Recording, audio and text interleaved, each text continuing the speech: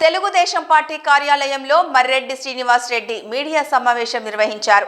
ఈ సందర్భంగా మాట్లాడుతూ రైతు బాంధవుడు చంద్రన్న, రైతు ద్రోహి జగన్ మర్రెడ్డి శ్రీనివాస్ రెడ్డి అన్నారు.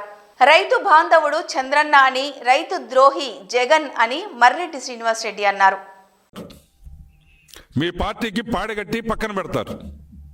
దాన్ని అర్థం చేసుకొని మసులుకోమని వ్యవసాయ రంగ అభివృద్ధికి కట్టుబడినటువంటి కూటమి ప్రభుత్వాన్ని అనవసరంగా వేలెత్తి చూపే ప్రయత్నం చేయొద్దని వైసీపీ వారికి మొదటిసారి కాబట్టి విన్నవిస్తున్నాం, తెలియపరుస్తున్నాం.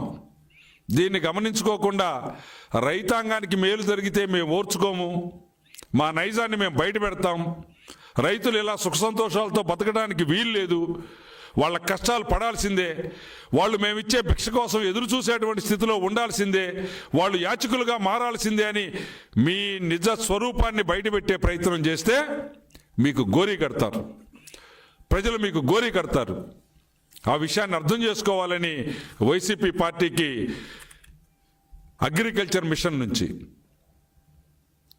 అగ్రికల్చర్ మిషన్ వైస్ చైర్మన్గా ఇవన్నిటినీ అబ్జర్వ్ చేస్తూ పరిశీలిస్తూ ఉన్నటువంటి నేను, ఈ రాష్ట్ర ప్రభుత్వం నీ పార్టీకి, ఈ బృందానికి తీవ్రమైనటువంటి హెచ్చరికను జారీ చేస్తున్నాం.